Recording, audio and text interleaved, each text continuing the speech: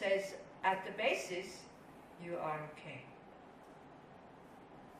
And you can never lose that okayness, but the okayness is just covered. So Asian people grow up with that view, so they have this very strong self-confidence. We don't grow up with that view, so first we have to develop that. Yeah, so we think we have to develop something that is good in order to get rid of the bad. You don't. The goodness is already there. Basic goodness, basic spaciousness, basic wisdom, that is already there. And that gives you a lot of relaxation. You're totally relaxed when you know that, so you're not beating yourself up. Then it's like, if you know that the sky can be blue and totally open, when clouds come, then clouds come, because you know the sky is still there behind it. You're not freaking out. But if you never saw the blue sky, you start to think that the sky is actually the clouds. Yeah. Also, we do make this mistake. When we look up and there's clouds, we say the sky is grey. Isn't it? The sky is never grey. All you need to take is a plane and go through the clouds, and then you see that the blue sky is always there. So this is our basic goodness that is always there, that one needs to really have confidence. So then after about 2-3 years of serious practice, all of a sudden the people start to tell, wow, I have so much attachment, man, I saw my anger and all this. But the nice thing is, when they say it with a lot of humor. Because why? Because they already have the tools, they already know how to deal with it, and you know, in 2-3 years of a very structured and very continuous and sustained practice, you do have moments of total quietness and total openness. So then you have started to see, you start to see that basic goodness that we start to trust, that we have it. So actually it's quite good. So however you see yourself at the moment, don't trust it. You're not as bad as you think, you're not as good as you think. The ego usually has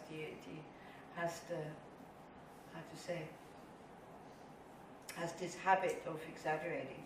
When there's moments when you're totally not aware of yourself and you feel free and open and it's neither good nor bad, then you're very close to your nature. But if you start if you start to comment these moments, then again you're off the track. So this is it. So then Shakyamuni, as he was called, it's this Buddha, it's the historical Buddha, he saw what was wrong, and he saw it's very profound and it's very difficult to understand. So he just kept sitting in meditation. And because he thought he would confuse people even more that they're already confused if he would start to teach these very profound and complicated things. But then two gods of the Hindu tradition, like Brahma and Indra, they came to actually ask him to get up and come and teach. For those who have but little dust in their eyes, this was a very nice way they put it. So for people who are very deluded and totally caught up in their own stories, then they say you can leave them, but there are some who have but little dust in their eyes. Our eyes, I think, but especially, I don't know about yours, but mine is like a lot of dust mixed with oil and plastered on my eyes. So I don't really see reality yet. But I know even such plaster can be taken care of and can be taken away. So, but there were, at the time of the Buddha, especially his first disciples, he only had to hold up a flower and they would, Kondanya I think it was, immediately he understood impermanence and suffering and everything, and he attained enlightenment just by doing that. And actually it was quite funny because once in Bodhgaya I had a small bunch of flowers on the table, and I was demonstrating it how the Buddha did, and then it was so funny, the leaves fell down. So people also saw impermanence, but none of them attained enlightenment at that moment. But we thought it was really funny. If we would have planned it, it wouldn't have happened that way. So he started to teach. He went from Bodhgaya, he went to Sarnath, and there he met his companions that he had from before when he was doing ascetic practices. And they saw him coming, and he said, oh, here comes, at that time when he was not the Buddha yet, he was called Gautam. As prince, he was called Siddhartha. Then as an ascetic, he was called Gautam, or Gautama. And then as the Buddha, then they called him Shakyamuni, the prince from the Shakya clan. So, so they saw him coming, and they said, oh no, look, here comes this one who started to eat again. He's a wimp, he gave up his ascetic practices, we're not going to talk to him. But he radiated so much peace and so much kind of special energy, vibes, one would call them today, that they said, okay, we just let him sit here. So they put a cloth on the ground, and he sat and he taught on the first teaching, the first turning of the wheel, which is called the Four Noble Truths. We will look at them tomorrow a little bit. They're in your outline, so we'll start with that. Or we can actually look at them now, because these are the Buddhist principles. Kind of, Buddhism then went to many, many countries in Asia. So when you look, Thai Buddhism, Japanese Buddhism, Tibetan Buddhism, Sri Lankan Buddhism, Laos, Burma, Cambodia, when you look at the way they practice, you look at their temples, you look at the robes, you look at sometimes even at the scriptures or the teachings that they have, they seem different. But they're not, it's just different packaged, because Buddhism adapted itself to the tradition that was already there, and that was not contradicting, so that it was easier for people to accept. This is why, you know, the Tibetans with their burn tradition, where they make lots of offerings and hang flags, all these, like the prayer flags we hang out there, the kind of smoke offering I make in the evening. You will, by the way, if you smell smoke around where I am, it's not me. It is other things that I offer. And also in the morning I usually offer quite a lot of incense, but I usually go to the Japanese garden. When you are meditating, I'm over there. Because I sing, so I need to go a little bit out of the crowd, because people think I'm crazy. So then Tippi said very rightly, she said, yeah, it's really funny, when you do something you offer and you think you offer to all sentient beings and you open your heart and all this, you have to hide. Whereas if you grill meat and drink beer, then that's normal, and then you can do this in public. I said, yeah, well, that is the way it is. So then, out of consideration for others, I usually go over there. Also, I don't want to wake them up at 6 o'clock in the morning.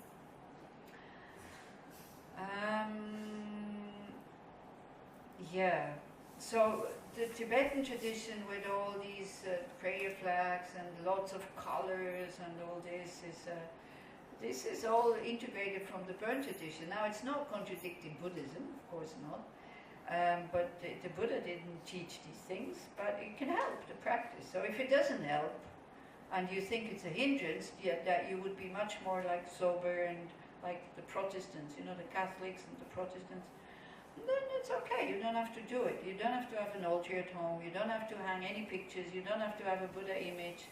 It's fine, it's okay, but it can help. Especially when the mind is in such a bad state that you cannot sit down and meditate, then just making a nice altar, putting out some offerings. By the way, it's no criticism, because you don't know how to do it and I wasn't here. Whenever you feel plates or whatever is always full, like mountains, yeah, so that symbolizes abundance. So if you have more fruits, then that would be nice if you can make matter. And one tries to arrange it as nicely as possible. And these ones are the very traditional offerings, what is in the bowls. So because we invite the energy, we invite the Buddha to come here. Actually, the Buddhas are always around, because the Buddha's mind pervades everything. It's just our radio is not on. It's like radio waves. Yeah, the waves are always there, but if your radio is not on, you don't get anything. So, because one thinks when they are invited, so one offers them in a symbolic way. One would offer an honored guest. somebody comes that you really respect, they come from a long journey, so you would ask them, would you like to wash your hands? Or in the summer here, you might even ask, would you like to take a shower? Then you offer them something to drink. So these are the two waters. The first water is water for drinking, the second is water for bathing. Then you would have bought maybe a bunch of flowers, so because everybody seems to like flowers. Then is incense. Is if you have cooked for the person and your apartment smells of fried onions, you would also try to do something about the smell. So this is the incense. Then light is always nice to have light. Our mind doesn't like darkness because the nature of the mind is light. So this is why it prefers light to darkness. And then is perfume. And the apple symbolizes food. And then the conch there, that usually the Tibetans don't put, but I know that the Westerners like to put it because it's 8 offerings that you're making, symbolizes music, because the Tibetans, they have these conches where they blow when they offer music. So offering these things to the Buddhas and the Bodhisattvas creates the cause for certain things. So we offer water because our mind is very stiff, and our mind is like dough. When you make bread or other things with dough, and the dough is too dry, it's very difficult to manipulate it. It's very hard. When you add water, the dough becomes very smooth and very flexible. And this is what we like to do with the mind, so that the mind becomes smooth and flexible. You're angry and you can tell the mind, oh come on, just stop it, and the mind stops. This is what we are trying to do. We become aware of what's going on. The moment you're aware of it, it fizzles out. Flowers is in order to have a beautiful body, because if you want to benefit others, if you're very, very ugly, it's very difficult because people are afraid of you. First, you really have to show your qualities when you are extremely ugly, so it's being extremely being beautiful.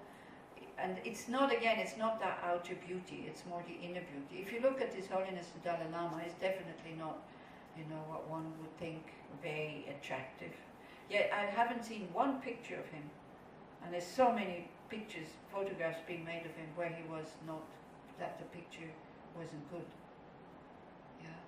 And he attracts a lot of people. It was just now, he was in Switzerland, and all the newspapers were full of praise, and they even talk about the phenomena of the Dalai Lama. So many people come flocking. They're not Buddhists, they're ordinary people, young people, old people, rich people, poor people. Everybody wants to get into that church, and there's not enough place where usually the churches are empty. And so they talk about this phenomena, how he's able to attract people and to put people at ease.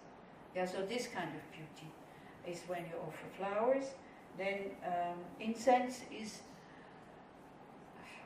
unethical conduct stinks. That's usually what it says. So offering incense makes you have a mind that is by nature moral, ethical, not harming others. So there's the good smell of ethical conduct instead of the stink of negative actions. And we do say certain affairs or whatever, we say, oh, that stinks, because we know it's unethical. And light, of course, gets rid of the darkness of ignorance. Then perfume, again, is the same as the incense. Food, offering food to the Buddhas makes you have a healthy body. A body that you don't need to take a lot of care. That's great. I know people, they eat junk food, smoke, and do all kinds of things, don't do sports, they're fit as a sneaker, we say in German, fit wie ein Turnschuh, and they're slim, and they don't have to do anything with fat, and they eat all the chocolate and everything and don't do any exercise.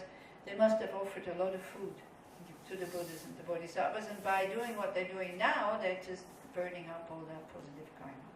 And music means that you get a very melodious voice. Again, not to earn money and not to become a singer, but in order so people like to listen to you. Perez, for example, he had such a voice. Shimon Perez. Now, I don't understand what he said, but he had a very melodious, a voice that was very, very, very nice to listen to, or Leonard Cohen also. There are some people like that who have voices that you could listen for hours and that they just, it touches something in us. So that means offering music to the Buddhas. So this is why we make these offerings. So the Tibetans have these things. You go into a Vietnamese or into a Thai temple, there you won't see these 8 offerings, but you see other offerings, fruits very nicely arranged and other things. You go into a Zen temple, very, very little offerings, and so everything is different. Yeah? So this is why Buddhism developed in different cultures, so that the culture could take it. It didn't want to get rid of the culture, but just needed to bring the principles of Buddhism needed to be there. And the principles are the Four Noble Truths. And these are on page 4. The page numbers are quite tiny, and they are, for you on the right side, for me on the wrong side. Or, you see what I mean? They're like on the right side of the page. Page 4. Did you find it? Yeah. The left side of the page. No, the page number is on the right side. The number, yes. Yeah. Okay, so the first teaching of the Buddha, the first one is the first noble truth of true suffering. That has to be understood. We will go through it, what it is, but just so that you understand a little bit the principles. He pointed out what is stressful. Yeah? He said, hey, look, this is suffering. This is not satisfying. Let's say like this. The word dukkha in Sanskrit is translated not in a good way. Dukkha can also mean no essence, meaningless, not satisfying. Form. Where we think there's substance, it's just form. That's dukkha. Yeah.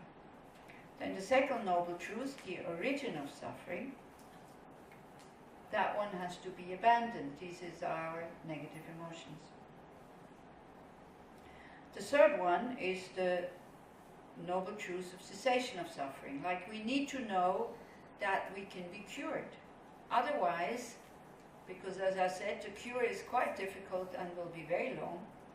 If we have no hope of getting cured, then we go like, I just do with whatever I have, sometimes angry, sometimes sad, sometimes happy, and just try to have as good as time possible that I can, and that's it. This is what most of the people do on this planet. And then the fourth noble truth is the noble truth of the path, has to be practiced. Okay? So these are the principles of Buddhism. So every Buddhism in all the countries is based on that. Well, if that is missing, then you can't call it Buddhism. And now, why do we have to understand the first two truths? The truth of suffering and the truth of the origin of suffering, because we want to be free from all negative emotions. Like, we want to be free from suffering and the causes of suffering. So it's not just for happiness now. The happiness now will come as a side effect after a while. But if you're just looking for that, again, your motivation will be very weak, and the danger of giving up is very, very big.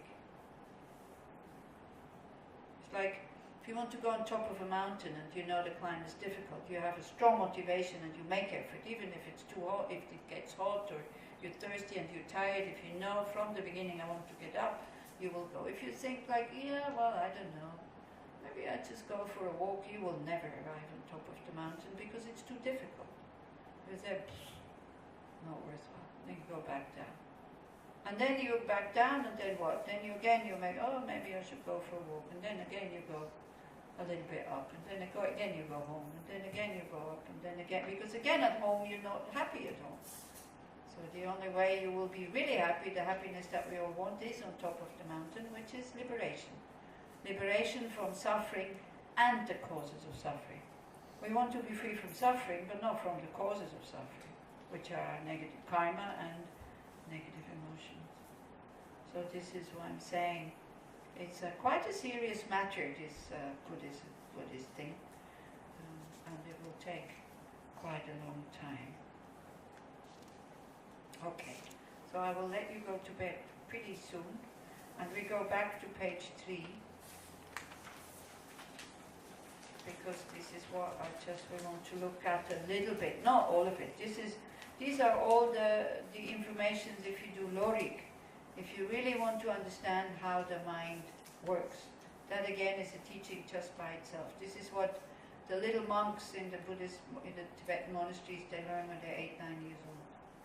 That's the first step. What is mind? What are we working with? We need to know what we're working with.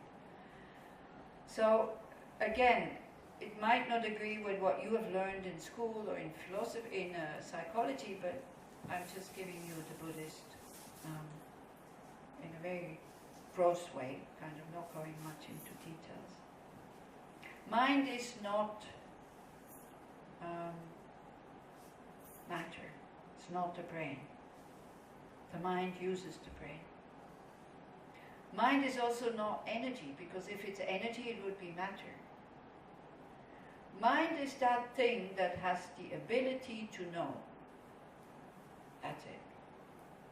And the definition of mind is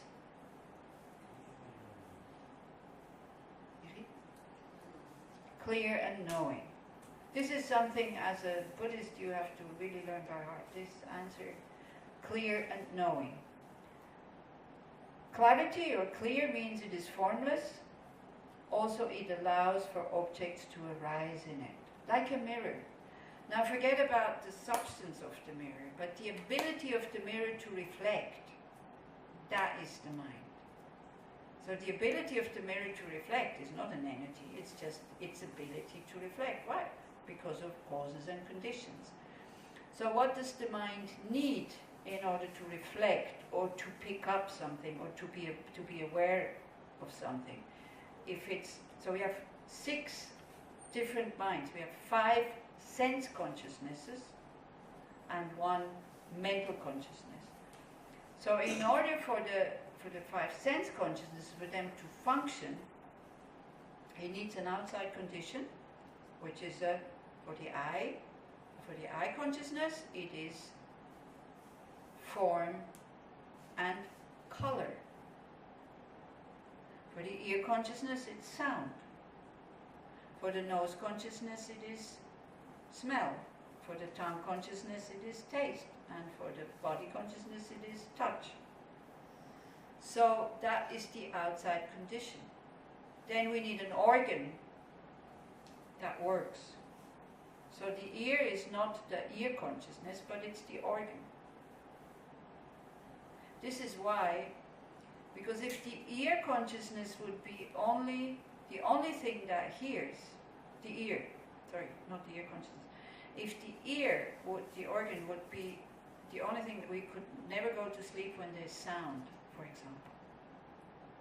But you know how it is, like you're awake, you hear the sound, the ear is still open, but all of a sudden the sound is gone and you're sleeping. Because when we go to sleep, the sense consciousness is absorbed. And you can have children, sometimes even grown-ups, they sleep with their eyes open. And you can go like this in front of them, they don't see anything. Why? Because the sense consciousness has absorbed, that is connected with the eye organ. So this is how they explain it. We'll talk more about this tomorrow, because at the time of death, when we go to sleep, the sense consciousness is absorbed, and also when we die, the sense consciousness is absorbed. So it's quite good to know what happens at the time of death. So that's the clarity, like the clarity of the mirror, the same way. The mirror is never full. If there's nothing that obstructs it, things can arise in the mirror. Same as in the mind. Yeah? The mind is never really full. It can pick up everything. The mind can pervade everything. The mind, not the eye, but the mind can pervade everything. Awareness, so clear and knowing, you said clear and knowing, sometimes called clarity and awareness. Knowing, aware, meaning it can pick up the object, but as opposed to the mirror, it can understand them. It can do something with them. So these are the main consciousnesses. The sense consciousnesses, they just know their object. But then we have the mental consciousness. And the mental consciousness for us, it does not function directly. It can only function through thoughts. Okay? Well, the mental consciousness does not function directly. So we have a perception of, not of cup. Cup is the mental consciousness that goes. But again, it's not a direct mental consciousness that says cup. It goes to thoughts that say cup. Okay? So the direct is the five others, and then... Yeah, the mental consciousness for us, unenlightened beings, only works on the conceptual level, not on a direct level. Yeah. For a fully awakened being, then it is direct. Or already for when you start to meditate, when you see emptiness directly, then it is with the mental consciousness and not with the sense consciousness. But without, one has to be really think. So we have our sense consciousness picks something up. Then the mental consciousness, the concepts, already, we have a short moment of direct, they say, very short moment of direct mental consciousness, but then the mind already starts being covered with I like, I don't like, my cup, not my cup, this, that, everything based on previous experiences. And then we think that's a direct perception. Yeah. Everything that we experienced before always comes in very, very fast. The mind is very fast. They say like one moment of mind is like the 56th of a finger snap. So it's like many, many, many, many mind moments, like a movie that then moves. And we're not aware of it. It just goes like so fast, because most of the time also we're not there. Yeah, so like that. In order for the mind to then do something with these objects, you have mental factors. Yeah, this is the next one. So mental factors are, they're not main minds, but they are that which makes the mind to function. So in order for something to perceive something, you need what is called the five omnipresent factors. In each moment when we are aware of something, you have the intention to go to the object. Again, it's not a thought that goes, oh, now mind, you go to the object. Yeah, there's many, many objects that the mind would pick up, but it doesn't pick it up because there's no intention to go there. And this is where autistic people have a problem, because they don't have that filter, because their mind picks up everything. So they live in a totally different world than we live. We have all these filters that filters these things out. So the first one is intention. The mind is directed to the object. Then it makes contact. This is also a mental factor. With contact you have feelings, or sometimes it's called sensations. Maybe we should start to get rid of feelings, because people are not quite clear what feelings are. Sensations are only of three kinds: pleasant, unpleasant, neutral. They're very clear. It's not emotions. Feelings are not emotions. You know, say, you hurt my feelings. I can say, which one? The pleasant one, the unpleasant one, or the neutral one? Which feelings you hurt? We should say, you hurt my eye, you hurt my ego. Why do you say you hurt my feelings? What feelings? Yeah. My ego hurts. Oh, your ego, not you? Oh, which ego? So this would be Buddhist talk, Buddhist debate. Yeah. Feelings, recognition, like then there's a mental factor of knowing differences. Like knowing the difference between that this is different from that. Sometimes it's called discrimination. But then again, with discrimination, people think you discriminate, I don't like this, but this is good. It's not like that. You can discriminate or make a difference between the objects that you're picking up on a very gross level.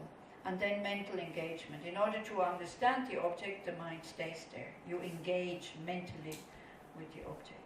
These are the five factors that are always there, always present. And then there's five ascertaining factors. These ascertaining factors, it's not so important. You don't need to understand all of it, because as I say, it's very complex. Even people who have studied Lorik, they have to listen to this 4, 5, 6, 7 times until, now I understand. So this is, if you want to attain full awakening or liberation, you need these 5 ascertaining factors. Meaning aspiration, you need to want it. Then you need to believe, you need faith that you can attain it. And these work very much together. Sometimes actually the faith comes at the beginning. You have faith in something, and because of the faith in something, then you have an aspiration to attain it. If from the beginning you have no faith, then there's not much aspiration. Then with this, with faith and with aspiration, you can make effort. With this effort, you then attain a sustained mindfulness, not just 2 breaths or a half breath and then already gone, but a sustained mindfulness. With a sustained mindfulness, concentration will develop, meaning being totally with the object. And here one talks about emptiness. And then out of that comes wisdom. You could also use it for worldly things, you know. You need that you want something. If you want to attain something, you need these factors. Then you have 11 virtuous factors. Again, we don't really need to go into them unless you want. Here again is faith. Faith, they talk about different faith. Trust. Maybe we could also exchange the word for trust, because faith is something that they say, what do you mean faith? Faith is only for the religious. Yeah. But we have a lot of faith that we think we know, but it's just faith. How many of you know really that there's a North Pole? If I would have asked you that at dinner, it was like, do you know there's a North Pole? Everybody would say, of course I know. But do you really know? We just believe it. We trust these people who tell us that there's a North Pole, or that kangaroos have their babies in a pocket here. I've never seen a kangaroo in a pocket. I've seen pictures of it. But whether there's a North Pole or not, no clue. Yeah. So when it comes down to again, attaining liberation from samsara and faith in the path, first you have what is called aspiring faith. Like, for example, you see the Dalai Lama and you go like, wow, he's really cool. Or some Zen master or Thai master like Ajahn Chah or somebody like that. Somebody that really inspires you. And you go like, wow, these are really cool guys. Or women. Whoa. And you see them very far away from where you are.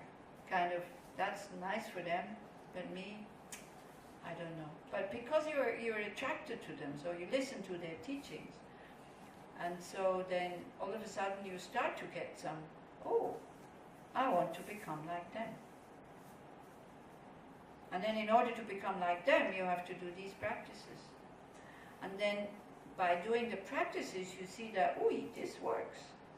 Yeah? So then again, you have faith that is based on facts. And first is faith that is like admiration. Which is good, because you need to be attracted to these people. Because you wouldn't be, somebody is preaching about how to be happy and is screaming and depressed and drunk all the time. I don't think you would be very attracted to that person to follow his teachings. So then you start to have this admiring faith, and then all of a sudden it turns into aspiring faith, not just admiring faith, but aspiring faith, because, oh, I want to become like them. And as you practice, you get the faith that is based on trust, that, oh, this works. You're still not fully liberated, but you see that, oh, if I apply this, it actually works. How many of you have made that experience, that if I apply it, it works? If I don't apply it, of course it doesn't work. Just knowing it is not helping. Have you noticed it? Mm. And you need courage to apply it from time to time, because you need to go against your ego. You need to go against your habits, and that is what is painful when you apply these things. Not always me, the center of the universe, but maybe others also. And that can be painful.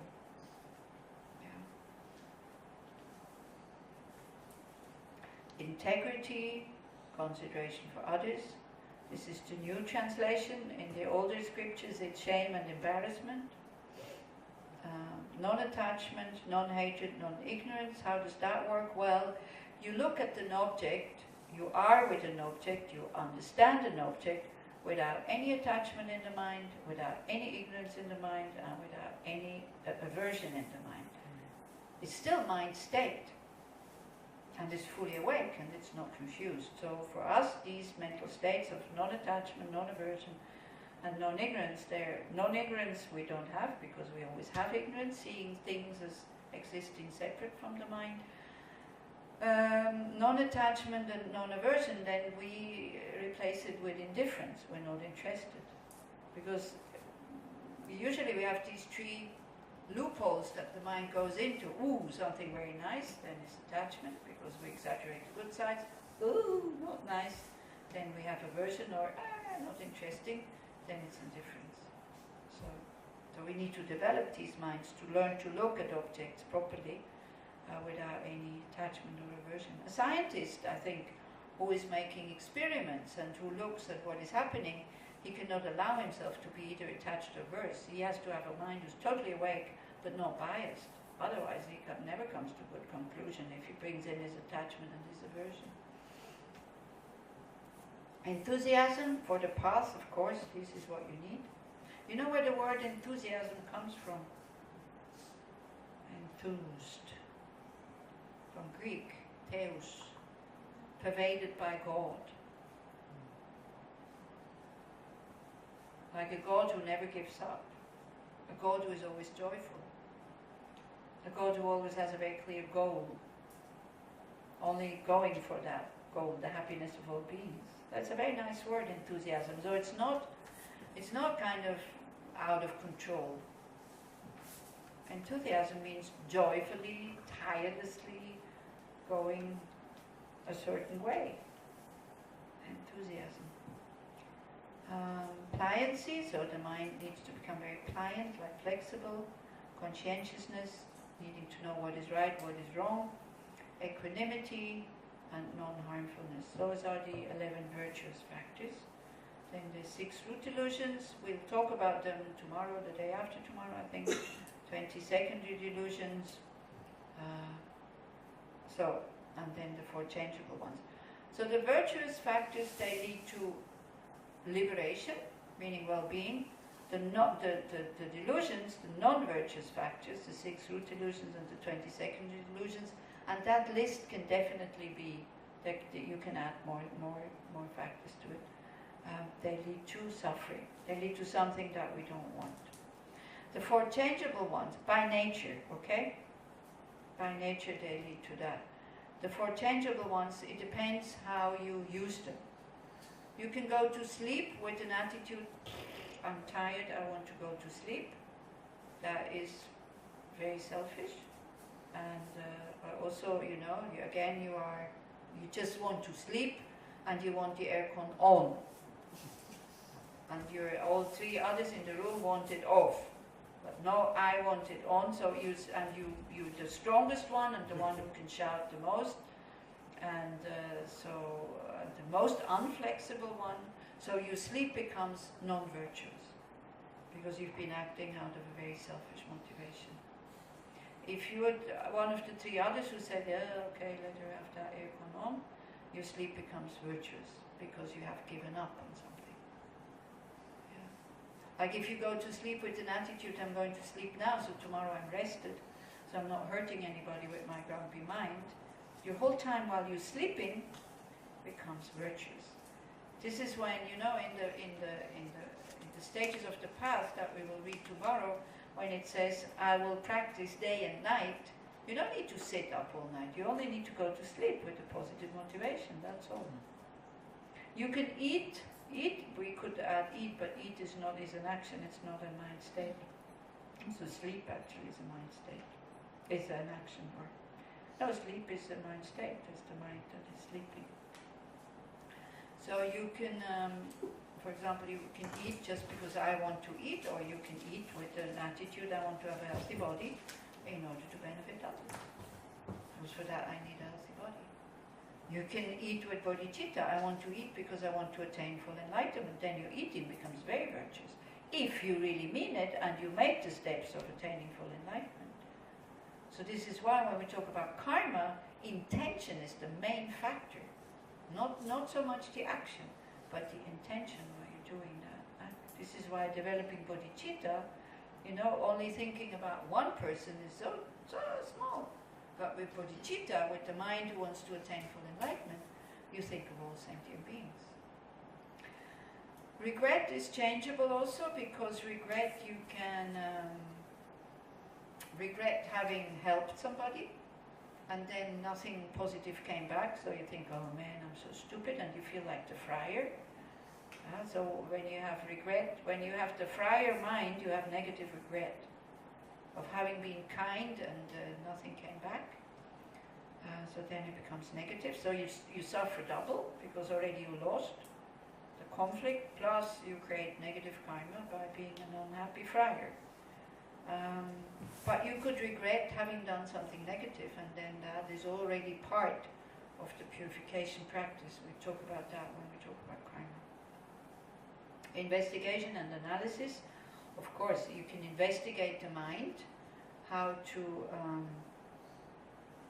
attain full awakening, or you can investigate the stock market and then analyze the stock market in order to earn already a bit more money. You already have 10 millions, but you need some more, and then you go and investigate and analyze the stock market.